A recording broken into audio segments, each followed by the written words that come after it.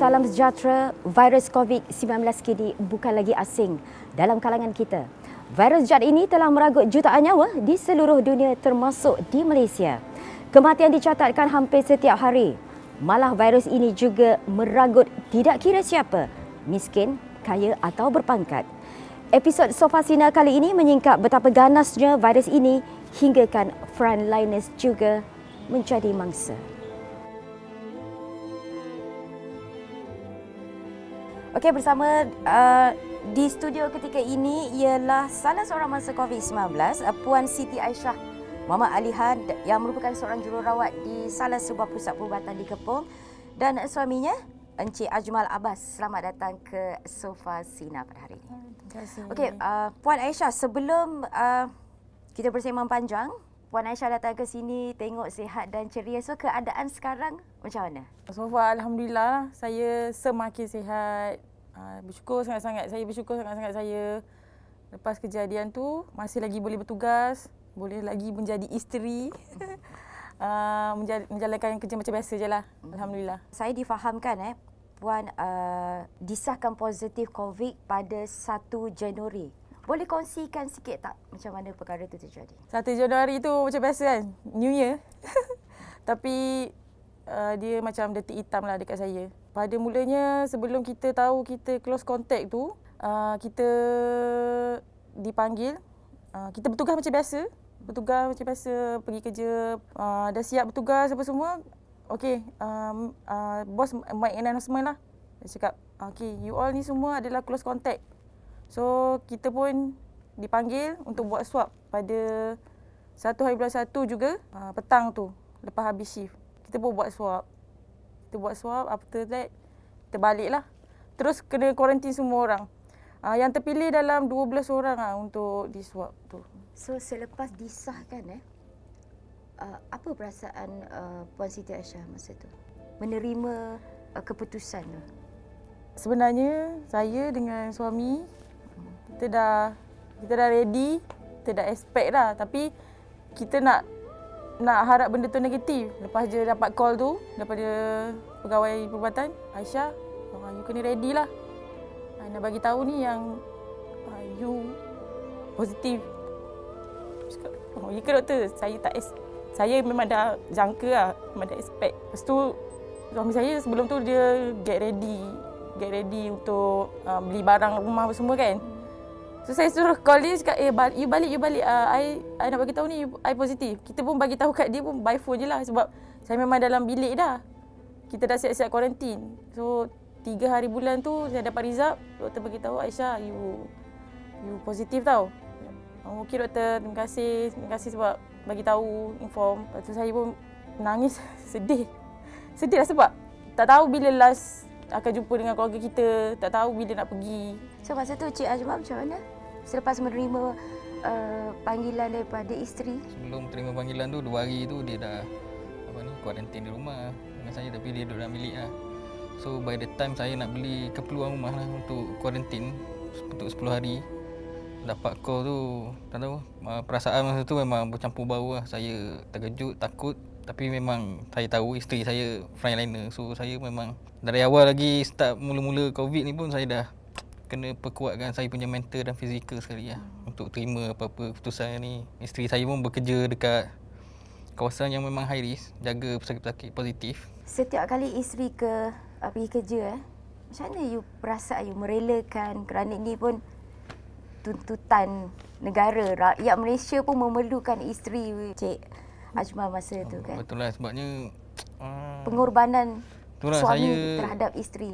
Memang kalau ikut kan memang payah kita nak lepas isteri kita bekerja semua, balik pun seminggu sekali, kadang-kadang 2 minggu, depend on situation dia kan kat sana. Tapi saya kena relakan lah, ikut selection orang sekalipun. Okey lah, saya cakap tak apalah, kita berkorban untuk kerja kan.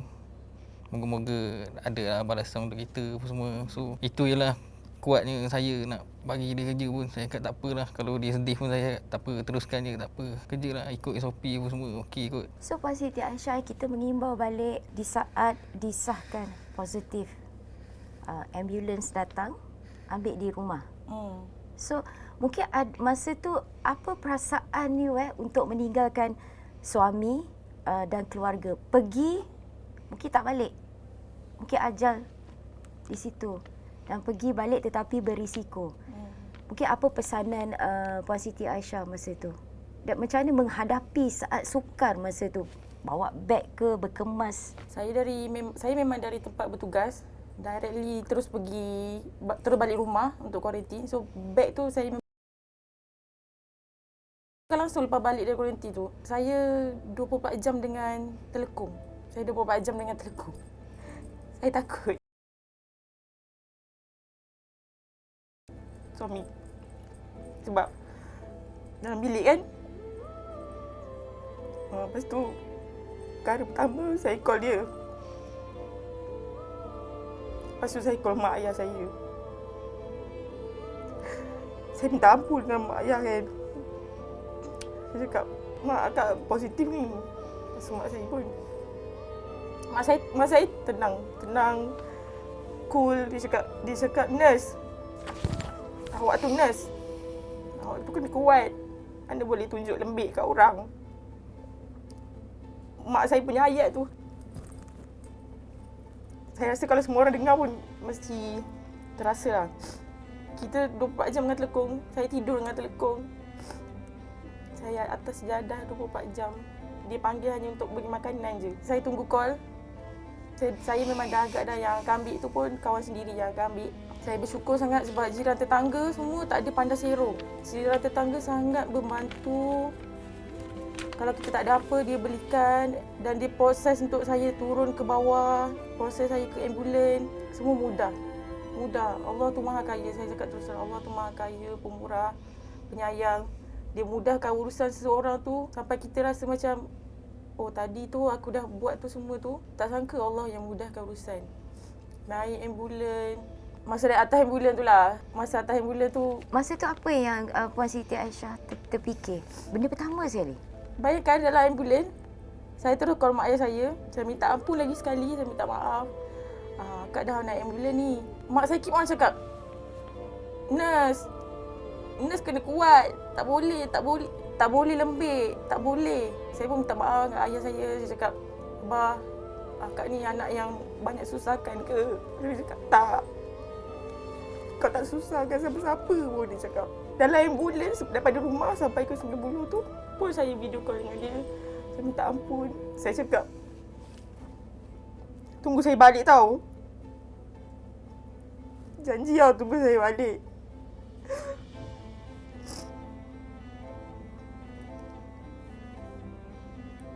Dan apa masa tu Encik Ajmal macam mana perasaan, mungkin apa kata-kata untuk memberi semangat kepada isteri yang sedang bertaruh nyawa? Perasaan tu memang sedih lah.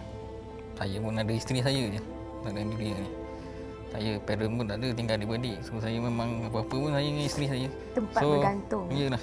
By the time dia positif tu, dia nak naik ambulans tu, boleh lambai pun depan pintu rumah. Saya pun tak boleh ikut sampai ke bawah. Bayangkan kita Tiada positif. salaman terakhir. Tak ada, tak boleh. Jadi saya fikir juga, ini mungkin last saya jumpa isteri saya. Mungkin kejap lagi je lah video call, itulah tengok isteri saya. Tapi memang takut. Tapi Alhamdulillah lah, sekarang isteri saya dah sihat dah. Bayangkan masa kita dalam bilik, kita tahu je positif, doktor call tu, you tak ada siapa you nak peluk. You tak ada siapa you nak salam. You boleh bercakap, you boleh video call. Dalam rumah you video call. Bagi tahu ni I positif sekali. Bayangkan, seksa lah. Kalau saya tahulah susahnya. Tapi Puan Siti Aisyah dapat menerima segala dugaan macam yang Puan Aisyah cakap tadi. Dipilih antara insan yang dipilih oleh Allah Subhanahu Wa Taala untuk diuji dan dipermudahkan. Kalau kita tengok kes kat Malaysia pun hampir 300,000 yang affected dengan COVID-19 dan salah seorang dia ialah frontliners yang bekerja orang cakap 24 jam untuk orang lain dan diri sendiri pula terkena. Puan Siti Aisyah banyak update status-status di media sosial dan hingga ramai yang follow perkembangan Puan Siti Aisyah masa tu. So ungkapan yang sering dilontarkan dalam status-status tu ialah perjuanganku belum berakhir. Betul Betul. Dari mana ungkapan tu boleh terlintas? Saya daripada mula, saya bukan nak banggakan diri, Tapi saya bersyukur sebab dipilih untuk menjadi salah seorang frontliner daripada awal lagi masa gelombang pertama. First batch dulu. Masa tahu je positif tu, saya rasa saya pernah post dalam saya punya media sosial, saya cakap berbaloi ke penat lelah saya ni. Tinggalkan suami. Tak pernah. Kalau saya nak cakap seronok tu, Allah je yang tahu macam mana. Kalau saya cakap, jomlah jadi jururawat, orang takut. Tapi kalau nak cakap dalam hati tu boleh, saya kata Allah je yang tahu macam mana seronoknya. Bukan seronok sebab ada wabak ni, bukan. Seronok tau tolong orang. Tolong orang ni seronok tau sebenarnya. Kita tak minta dapat pelanggan. Keseronokan membantu orang tu adalah kepuasan. Dia tak dapat beli, tak boleh beli. Setelah naik ambulans, Puan Siti Aisyah ditempatkan di mana? Saya ditempatkan di pusat rawatan Institut Latihan KKM Sungai Buloh. Sebab saya bersyukur sangat, saya nak kata tak ada simptom tu bukanlah 100%. Macam hari kedua selepas swab tu, saya ada cerit berit. Tapi Alhamdulillah sehari je. Memang tak ada simptom langsung sebelum tu? Tak ada. Memang tak ada. Saya pun kalau boleh saya nak telefon balik doktor, betul ke saya positif. Tapi sebab 1 hari bulan 1 kita swab. And then untuk pegawai kesihatan kita kena buat 2 kali. Untuk sebab atas faktor untuk masuk kerja lah. Yang kedua tu pun memang positif. So tak apalah, saya redha je lah, saya redha. So selama 10 hari di ward, macam mana hubungan? Berhubung macam mana? Itulah sebab ni dalam 10 hari tu saya pun by the time dia positif saya buat swab.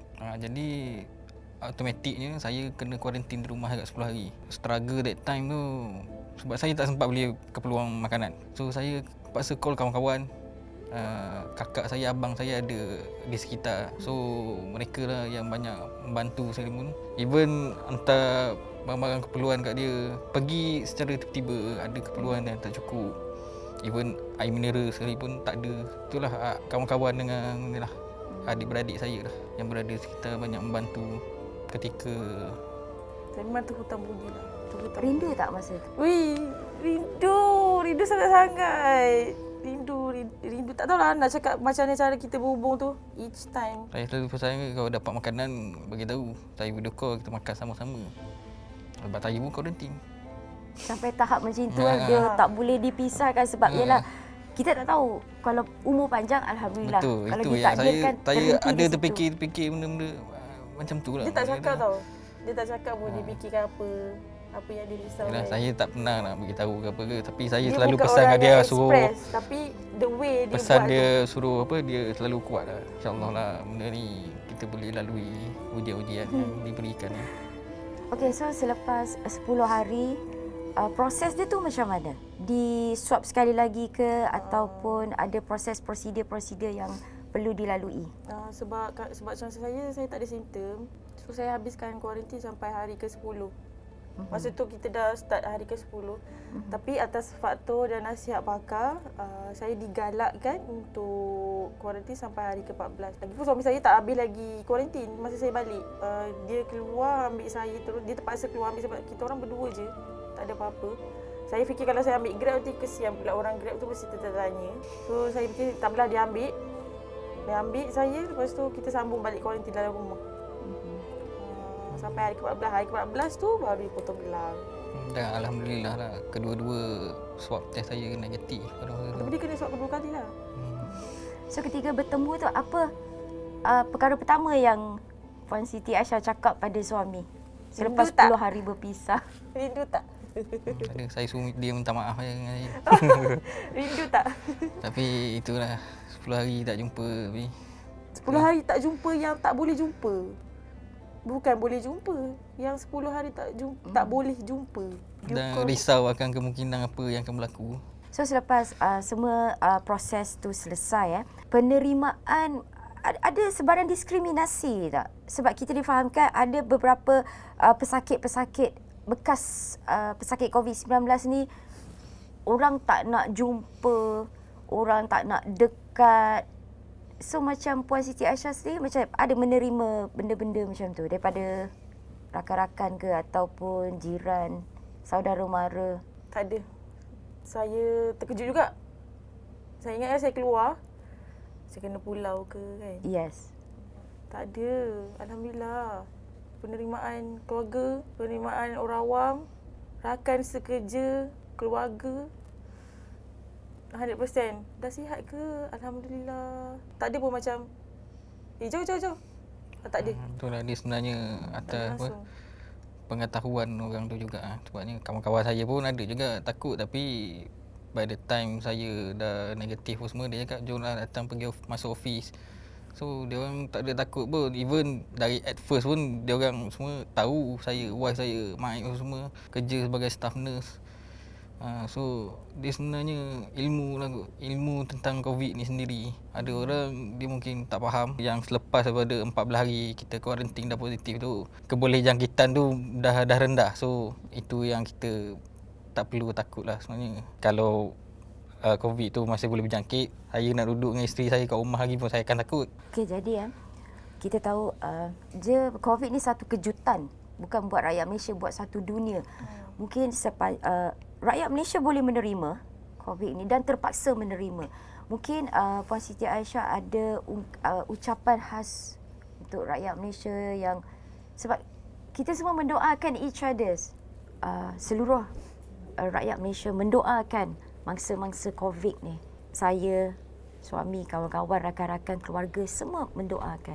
Mungkin ada kata-kata ataupun ucapan khas buat rakyat Malaysia yang sentiasa memantau setiap perkembangan mangsa-mangsa COVID-19. COVID-19 tu ada. Kepada yang masih lagi tak percaya tu, tak tahu nak cakap apa lagi. Sebab memang terbukti ada. Takkan nak tunggu sampai dia sendiri kena baru nak cakap benda tu wujud kan. Dan kita tak pun mendoakan benda tu. Tak patut pun sebenarnya. Tapi siapalah kita untuk menolak takdir. Kita ni insan biasa je. So bagi saya, untuk rakyat Malaysia, patuhilah SOP. Jangan abaikan kesihatan diri. Seksa tau. Berjauhan dengan keluarga. Keluarga especially. Kerja, betul tak? Masalah mental, masalah kewangan. Saya harap rakyat Malaysia dapat patuhi SOP. Sokong apa yang kita punya kerajaan dah buat. Support vaksin terutamanya yang bakal akan diberi kepada pihak awam. Saya dah pun dapat first dose selepas saya positif. So tak ada masalah pun first dose saya, alhamdulillah. Saya pun masih berada kat sini, syukur sangat. Pada keluarga saya ucapkan jutaan terima kasih. Sangat. Sebab hargai kerja saya yang tak balik-balik. Dekat je saya, dekat je. Terima kasih sangat-sangat lah mak abah. Saya tak ada kat sini kalau tak ada doa dia orang. Pada suami saya,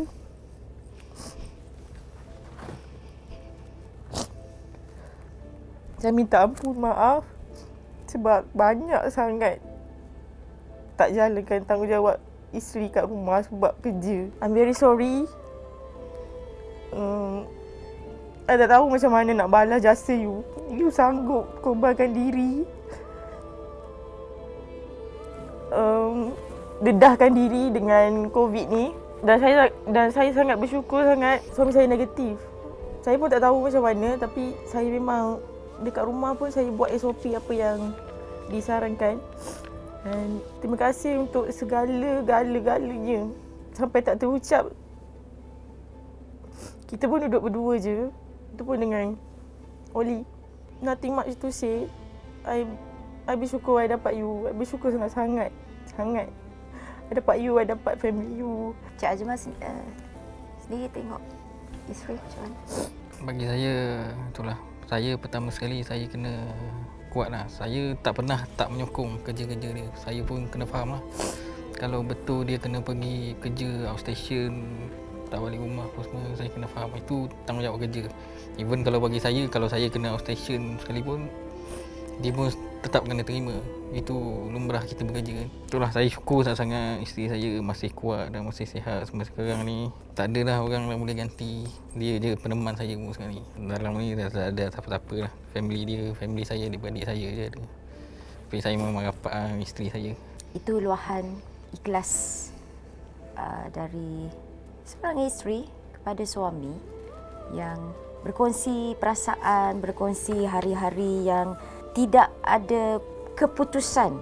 So jadi saya sendiri amat tersentuh melihat detik-detik macam saya cakap tadi, pergi mungkin tak kembali, pergi untuk selama-lama, tiada salaman terakhir, tiada ciuman terakhir antara suami dan isteri. Okey, jadi itu saja episod Sofa Sinar kali ini buat rakyat Malaysia. Teruskan perjuangan kita menentang COVID-19. Kita jaga kita dan patuhi jarak 1 meter yang telah ditetapkan oleh kerajaan dalam usaha menangani COVID-19. Oleh itu jangan lupa ikuti program Sinaran di semua platform digital kami. Dan sehingga bertemu lagi, saya Liza Hassan. Assalamualaikum.